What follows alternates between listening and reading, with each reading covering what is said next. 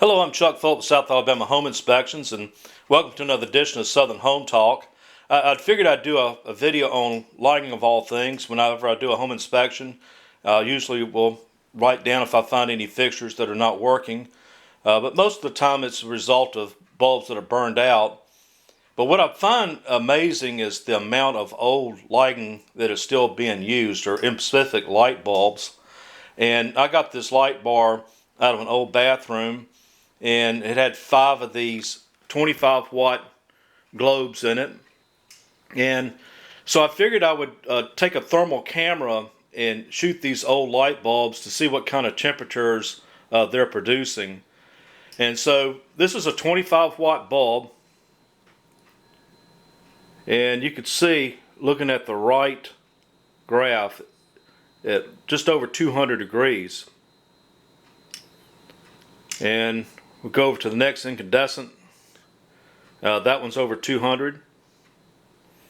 Going to the CFL, which replaced a lot of the old incandescent bulbs back in the mid-2000s, and it's around 214 degrees or so. So let's go to the LEDs, and you can instantly see a big difference in temperature. But you can see the base of these LEDs gets a little warm, and it also varies from manufacturer to manufacturer too on these LEDs, because the next one over is a little bit hotter than the one before. Let's go back and check the other. Yep, a little bit. But you can see at the top being blue, that's basically cool to the touch. And especially when you go back, even compare it to a CFL, at over 200 degrees. And so the main thing is if you have these bulbs in your house, if for no other reason, you should replace them because of the thermal load that's being put on your dwelling and causing your AC to work more. And often I find these CFL bulbs, that curly Q one there, and outdoor fixtures, and most of those are not rated for damp environments.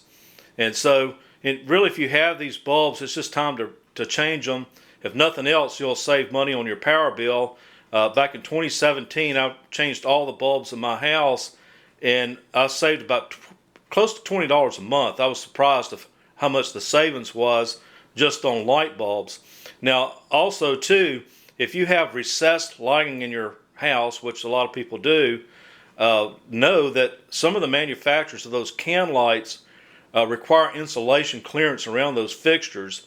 And so if you have old bulbs in conjunction with insulation being piled on top of them, it's a possibility the combination of that could be somewhat of a fire hazard. So I figured I'd mention that, so maybe you can go up there and take a look and see if you do indeed have can lights up there that may be marked on the top about the insulation clearance.